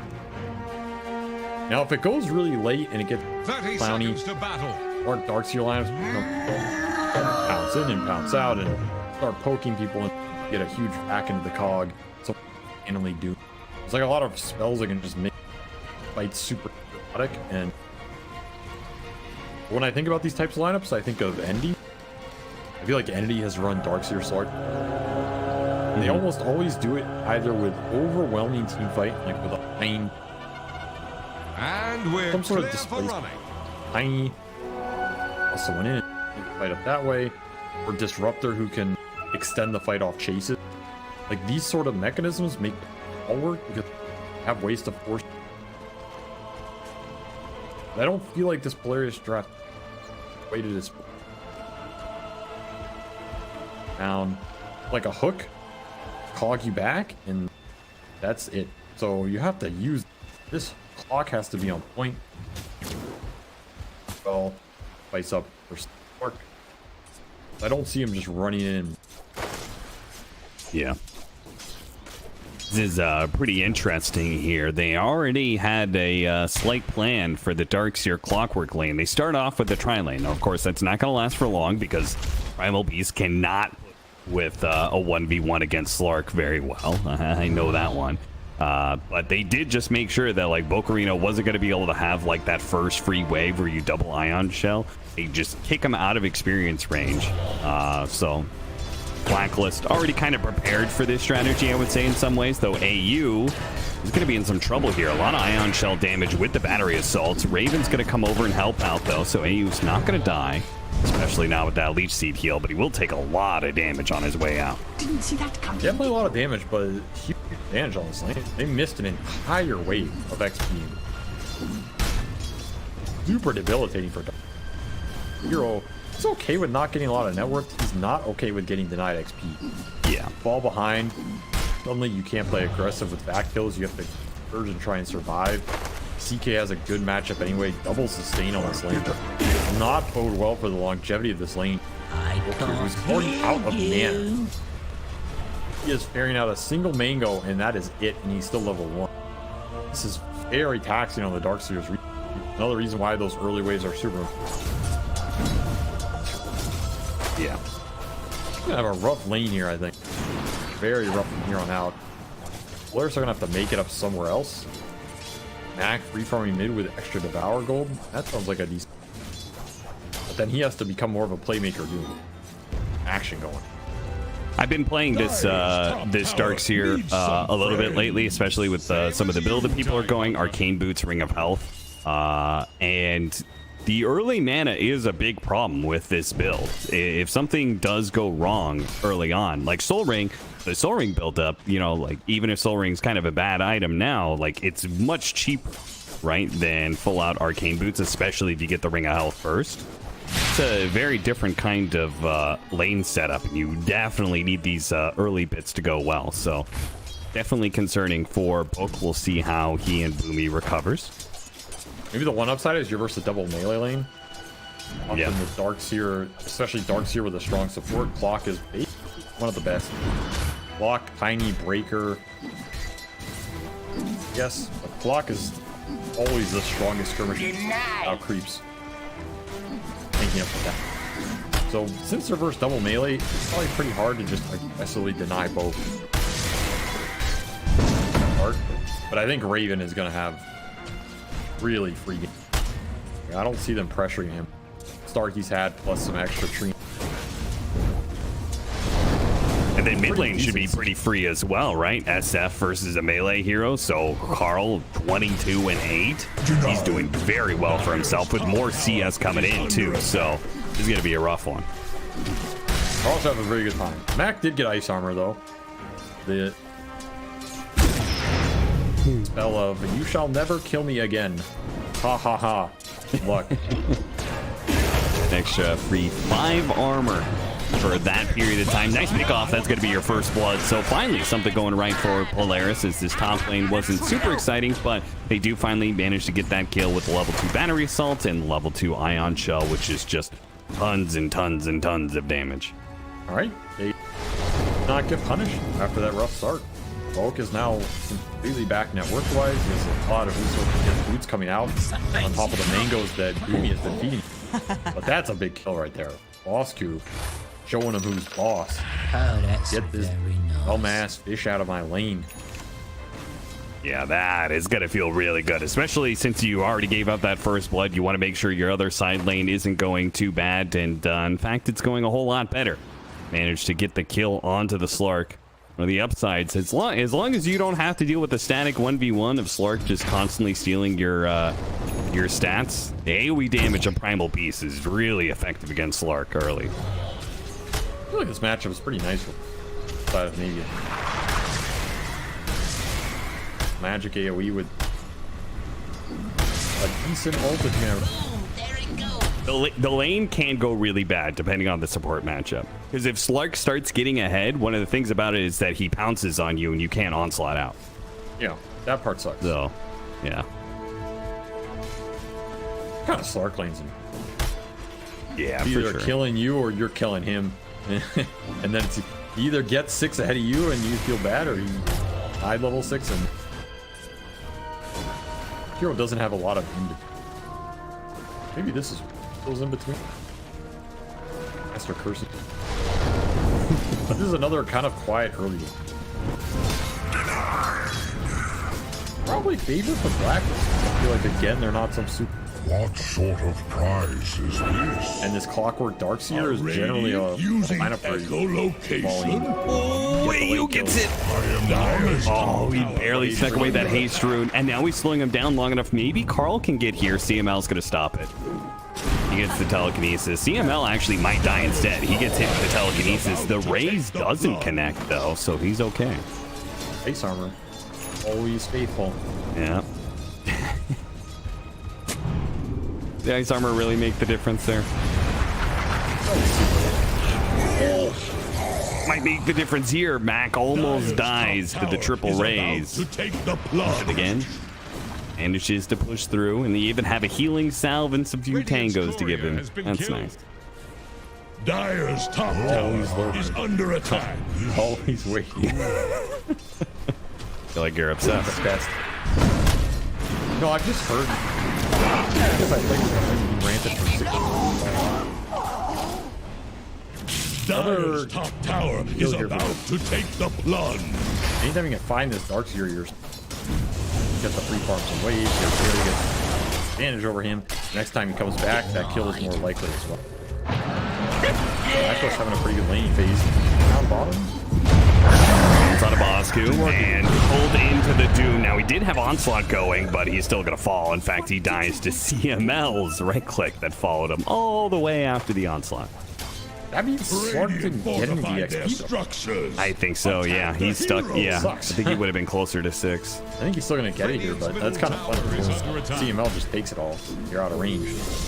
Now they're going to go top. Tower Trying is to pick up the DPC. I don't know what this is. It's not contributing much.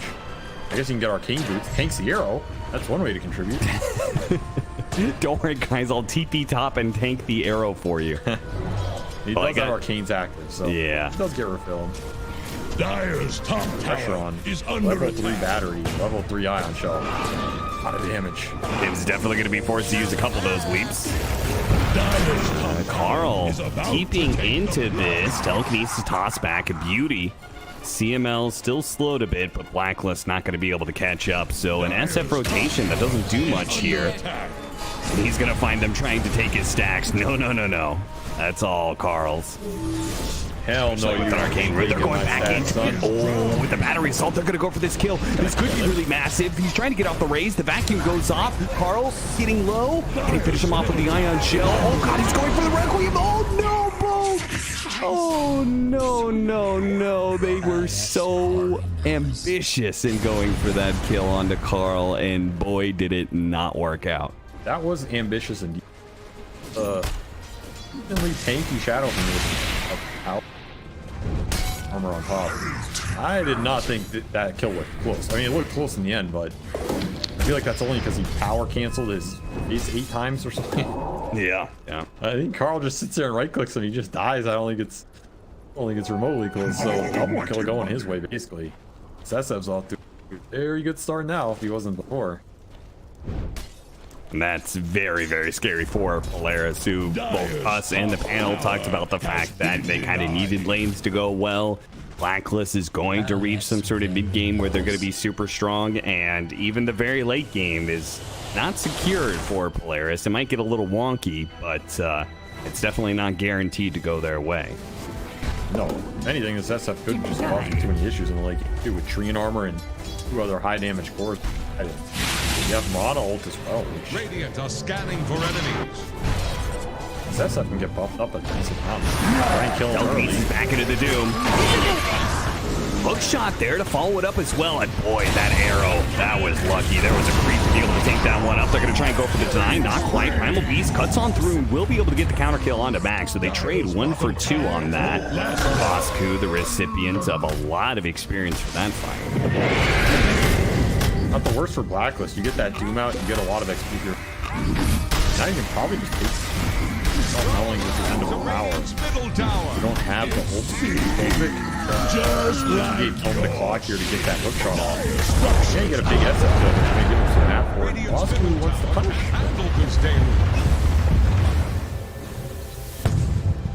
And he manages to pull the creep wave off the tower, so the siege wagon dies and the push is defeated. That also gave Bo3 some recovery time, because after that failed kill on SF, he's only just now getting to level 7. Very under-leveled offlaner. Middle tower is under rough pressure. Start, and then that death held them back a bit, and they also haven't been able to really spell this clock on ion shells, or ideally want to just be fighting in open, finding good kills off of hooks.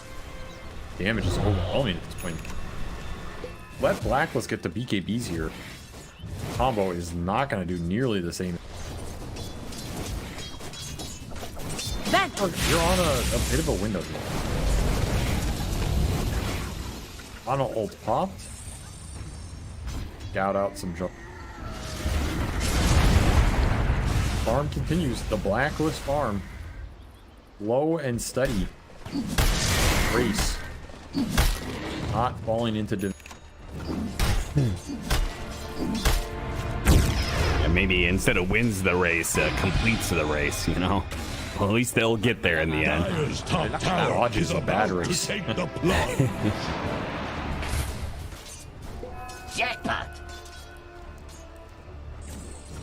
Well, the one good thing for Polaris right now is thanks to that safe lane tower dying, they do have a bit of an advantage here, but it looks like their mid tower is going to fall unless they want to TP in for a fight here. CML actually stalling his own death for quite some time. The TP's come in, but they're just a bit too late. Slark managed to get the pounce on the SF. Not really who he wants, though.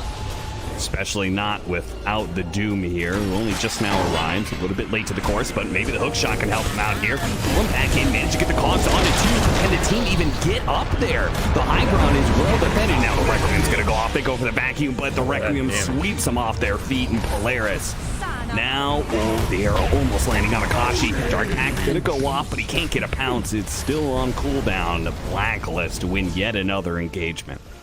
Your Doom's just not offering anything here. He doesn't even have an item.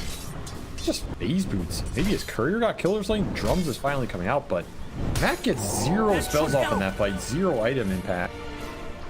Hook shot's okay, but you used wall earlier, so there's no real sticking power. This SF had an arcane. Oh, they're gonna get him. They're gonna grab him here. Wipe on Jeez. Tim's, I mean, Bosku is gonna get that. He's got the exact same items, and I think he's gonna get his BKB as a third item ahead of the Doom. yeah, that is not a good sign. This is not where you want. You want mid Doom to be highest net worth for sure. You also kind of want him in that a 102. Having a very smooth, so slow.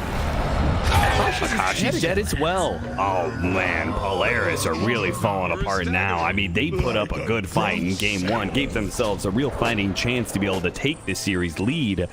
But now in this game 2, it is looking like they're a little bit shook. This is not quite the same team that we saw in game 1. This game is not going to get easy. So if you're shook now, you're going to get shook more. Because these BKBs aren't even out yet. Really fighting items. Backline, drum, and hurricane fight. They're ready to fight. They're taking it to you. If you're not winning these, you're in trouble, so you better find something. Darkseer's dead already. Caught by the grab for the Primal Beast, and every single time there's going to be an arrow to follow that up. Protector denied in the Doom. Bach dead on the side. Sentry Ward slain by Tim. Nothing going right for Polaris here. I mean, if you're dooming a tree in Protector and you're not getting it, I don't know what to tell you, man. Things are not looking great. Dire have the spyglass at hand. You think they said that, though? What? I think they said, guys, our Sentry Ward died. This is not going well. Oh. All the difference. I'm not sure if it's going to make a whole lot of difference in this game where Blacklist is up 5K in 15 minutes. All I know is Tim's is dominating. He's also dominating them sentries, so you can say what you want. He's having a pretty good game on his signature. Hook shot out of the Primal Beast. That's not going to be an easy target because he still has the onslaught. Requiem goes down. Bosku low enough, and they actually do manage to get him through the range drop. The stolen Starstorm? Yeah, the stolen Starstorm got him. Wait. I like that Bosku tips Carl because Carl Hurricane piked the illusion instead of him. Oh, that's what happened. And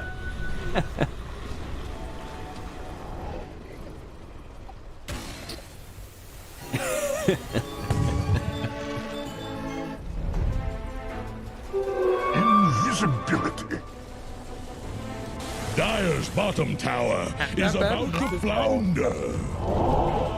Maybe Carl says it was a mistake, but he intentionally did it because he wants to make sure he gets to carry the game.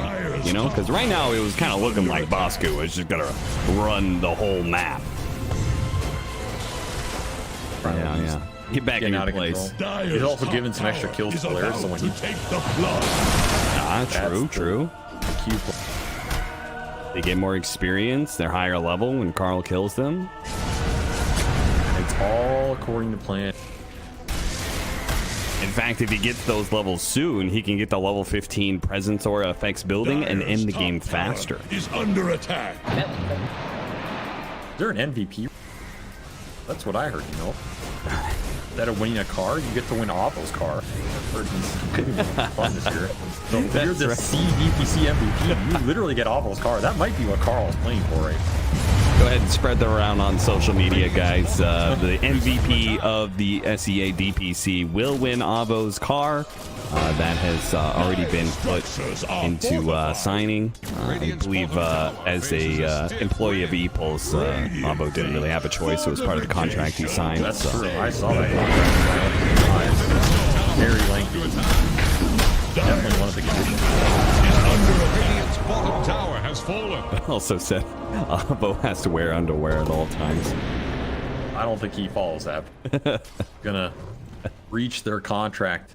Breach the britches in contracts.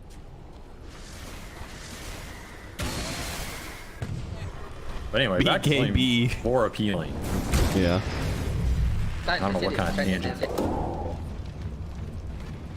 Shame on you.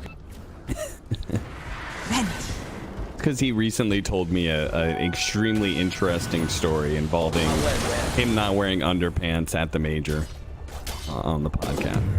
All right, Cap, you don't have to plug your own. That's the first time I've ever.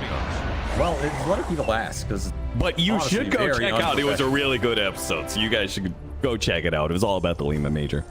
You guys should not watch Out of Principle. Shame on you. I've never plugged anything in. Yeah, well, you Outside didn't of- create anything. That's not true. I'm just not going to say what I've created. Plug it. You almost baited me. Like, remember, the really MVP of this game is going to win Alvo's car. So let's see who That's pops the off. important takeaway. That is the important plug right here. Attacked, but he's back. Yeah, I'm doing your. Get that on. Oh, okay. Sorry. I'll just tack on a little bit more to that rhyme scheme you have going on there. That was shame on you. That was your own right. 4-13, 4,000. I think I did that Mac attack thing last time. You're actually stealing my thing. Absolutely. 4-13, 4,000 net worth lead for Blacklist. This game is stalling out, and that's what happens when Blacklist is winning. Is they're just like, okay, we're winning, and we're just gonna kind of keep winning. It's not like they necessarily grow their lead, though, right? It's just kind of remains static. Oh, they're just a slow team, man. Like, that's why we're ranting about Avo's car, because he's just very slow. Even when they get a lead, they don't really just press it super fast in the mid game. I think the late game, I think the early game and late game are honestly pretty. The mid game. Oh, clunky. Oh, there it is. He went for it. The presence aura affects buildings. Why didn't I? I don't know either.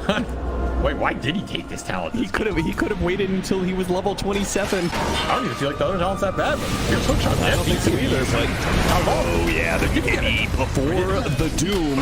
Mac realizing this is going to be another foil Doom as Carl's just going to man up with his own BKB. He's going to get off the Requiem, and the Doom just expired on the Doom himself. So Mac is going to fall here, and Bosco is now back into play. He's ready to go, and he's going to go for an onslaught straight through the enemy team here, trying to stomp on a beat. Brought out by the vacuum, finished off eventually, but the other two cores are still plenty healthy. Raven hit by an arrow from CML. CML's going to be in some trouble. Boke does manage to TP out, and CML hiding away in the trees, tries, but eventually does fall. 2-for-2 exchange, honestly, not the worst. I thought that was going to be way worse for Polaris. The way that fight starts, and you get BKB off and fights over up on the team. That was it. And now you can go back in, because now SF. both BKBs are down. They left This is him your time alone. to shine. They're going to go for it with the battery assault taken away on Carl, slowing him down. Carl looking for a hurricane pike to be able to get away. Went one direction. Now Raven's back into play, but they got the two into the cogs with the ion shell. Akashi trying to stick on top of this SF, but the damage is so slow, and he's pulled back by Raven. No, he doesn't have enough. They couldn't kill him, even though the SF was totally isolated. Now he's just going to lose 2 for that.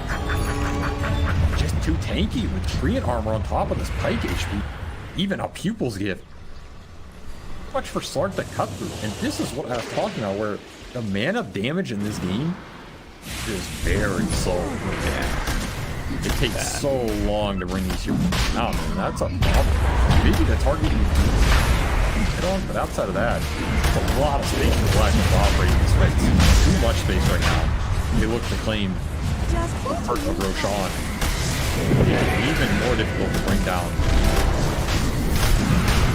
Also give it to Oh, Raven. I mean, Raven's been super aggressive with this Blink Dagger. Love to see it, but he's brought back by nice Hurricane to get him back down to low ground.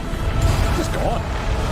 Ran it off. And he's just controlled up for too long. He's going to be hit by the Requiem once again. Carl's he's stuck on the tree. He's just hugging that tree. Oh, no. What? Boom just loves trees, man. He can't help it. And he's going to be hit by the pounds. They're going to try and get the pig off from the support, and they do manage to do so. And Blacklist going to reset. It's not like they have any abilities, so they'll chill. I don't think I've ever seen that before. I have seen that a couple times. It is very annoying. Yeah, I see it all the time with Muerta. Yeah, but that one's a new hit. Well, it's the same interaction. It's a directional fear, so you go in that direction. So if you hit a tree, the hero will not go around the tree. It'll just... Yeah. No, the gods did not want you getting out of that fight. Fear turns into a stun. Better off getting arrowed or something. Yeah. Seriously. I was also DD Shadow Fiend that whole fight, so do him any favors there. And in fact, Carl is on his way. This game, he's out of Division 2, drive away in Avo's BMW and looking pretty good. Wow. BMW. We think Avo has a BMW? I was going to say a 84 Honda Civic. I think it's about to have a Tombstone. I mean, the thing is, Avo doesn't own a car, but there are provisions in the contract where if he does not own one, then he has to purchase at a high retail value of at least 1,000 USD. And so the BMW falls in that range. I don't know why he signed this. It's the worst esports contract of all time. Yeah, there are a lot of predatory contracts in esports, but this one is definitely the worst. I mean, even worse than the one Sumail signed, so. Radiant's middle tower is under attack. I'm not touching that one. EA is this for a reason. Getting out of that. Let you fall into that hole. I forgot you were involved in that. All right. Blacklist. I mean, Radiant's middle tower just healed over. Arcane Rune on Carl now. Refreshing his cooldowns as I reorient my brain in this game. 2.5 minutes left on Aegis. Let's go. Yeah, just go higher. The green armor on top of him, you're gonna force his Slark to have to man up. I don't think he can man up. He doesn't really have anybody else to help him do it. You can doom the SF and take that fight, but not when he has 8. What happened? They got rocket flare and he got scared. I mean, it's Blacklist, so you know we're talking about them going high ground, but it's only 25 minutes. Too early. He's got a lot of farm. I mean, to be fair, there is a lot of farm here. There's a tier 1 and a tier 2 tower, so. Ooh, and they're gonna smoke up. 4-man smoke. Go to the other side of the map and leave the SF alone top lane. I like this. He has the presence aura affects buildings. True. A little bit of subterfuge. As Polaris likely think that all the team is behind the SF, but in reality, killing that. Tower does not send What's up, Mac? bottom. Got a delivery. Really tight, Hunter. Dyer's bottom tower won't last Primal long. Beast. Is that Primal Beast's like side job? That's his side hustle. On the rocks. Delivers parcels. Good delivery. Nice catch for Raven. 3-second stun into an arrow. Free pick off on these supports. Nowhere to go left on the map. Sure, the Slark can get out and cut some waves, but what are you cutting into? I just don't see these team fights getting better unless you land some huge dogs. That's your best bet here. Get a good Doom on a core. Cause too much chaos in the fight with some crazy wall, and then Slark can commit. He does have BKB now. BKB on booming as well, so you have some ability to man up for your spell damage. Not to build the stacks here. Like, that is the... How do you let Slark hit people without dying? I don't know. I'm not sure if Polaris knows an answer to that question either. Figure it out here. Otherwise, they're looking at this. We'll have a lot more time to figure it out. Then it's gonna hit. They know where they are. Looking for the big wrap with the Slark night vision. Could be nice if you can start the fight on the CK or the SF with Doom. He just timed out. They're gonna push it perfect the high ground with the Doom on him as well, but he got off the BKB. That's the sad part, and especially if he's able to just speed his way out of there. The clockwork's dead already. Akashi's just leaping into the night, hoping he can find the SF. SF even turning around and hitting him a few times, taunting him in fact. Vacuum back in there from the side of Mac and Bo, getting a decent one, but they do not have the damage, and now Carl's back for his revenge. It's a huge Requiem. Akashi, he tries to go for SF. Now he's just got to pounce on out of there. He's got another pounce, so should be okay. 3 dead, though. Blacklist. Plenty healthy. And we'll be able to hit the high ground once again. It's almost a hook shot call into his dreams if he traps the SF up there and displaces the fight. Yeah. The second the Doom hits and he gets around that cog, open range, never see him again. Fight's over because Raven's killing you on the backside. Very nice attempt at a setup from Polaris. It's very difficult to fight to win. Props to them. Might just seal the game. I don't have room for seconds now. No sparkle, no Okay, you're talking about how he needs to build up stacks. He went in, hit the Chaos Knight once, and then had to run away. How many times are you going to be able to do that before you build up enough stacks to actually win a fight? 16 probably. That's a 16 pounces. 15 more. All right. Looking for number 2. 2? Oh, that's a swing and a miss. Oh, I didn't get out. He didn't get off the dart pack, so they had to bail him out there with a hook shot. Radiant's top tower is under attack. Blacklist knows this game is in their hands. Charge in, but again, there's no Doom. Not much to be afraid of right now.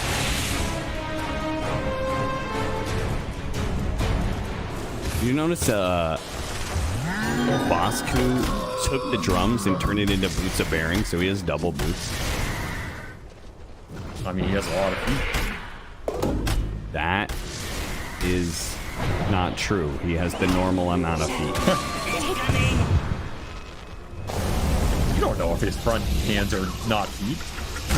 What are you, a primal beast anatomy? I mean, even if it's not, that's still a normal amount of feet is in 4. There are a lot of quadrupeds in Dota. Slam. Oh, interrupted. Vacuum goes out. Akashi's going to put stacks on here. Oh, Force Staff got him away, but the hook shot actually still connects, but nobody else was following that one. Boomy's by himself there. Akashi was trying to go for an easier kill.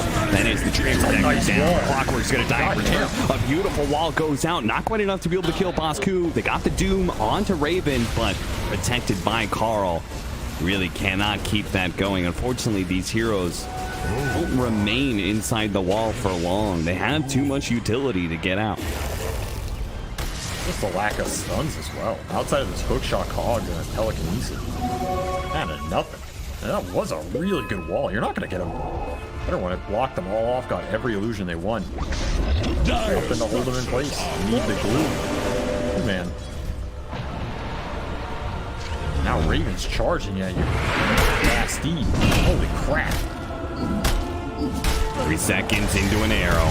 Beautiful pairing. Covered so much ground. Yeah. Take your corpse. He's going to have a heart soon, so he can be more and more aggressive like that. Because the turnaround potential is just not there. He said the damage issues on Polaris become all the more blatant when these strength heroes start getting some serious HP pulls going over 3K. There's a lot of problems. Okay, tanking this. Him dealing the damage on the back end. SF they haven't been able to answer outside of once in their Primal Beast is causing a lot of problems as well. Tanky, getting in your face. Force reaction. Oh, there he goes. CML is there for a moment, gone the next, and now it's going to be Doom's chances. He gets caught up in the ultimates. The Requiem goes down. He actually is going to be okay. The Blacklist are going to back out of there. Getting worn down though. Yeah. None of these fights are doing any favors. You're not building towards any crazy item that's going to turn. And I agree with this Smoke. You got to make something happen here when you know you have the BKB window. SS is down. Primals is down. Smoke gets broken. That feels bad. Maybe you can bait on this power room top of a big back wall. Well, that's the hope. Oh, how greedy are you? Both need something beautiful here. Akashi, he's going to take it. Raven sees his opportunity to go for CML again. Hit by the arrow, but it didn't matter anyway. Getting the freebie and back out. And then Blacklist, very disciplined. They don't have to force anything. Still, BKBs are on cooldown here. Stomp? Okay, they're going to use the Doom on the Primal Beast here. This is a kill that's possible. Oh, got caught. Oh, no. There goes all their team fight. And even if they do kill the primal piece, what does it matter if they lose the fight? They got denied by Tim's of all people. GG is called, and Polaris will be knocked down. They will be relegated back down to the lower division, and Blacklist are, for now, secure as they are going to be up to a score of 3-4 and should be out of that tiebreaker scenario.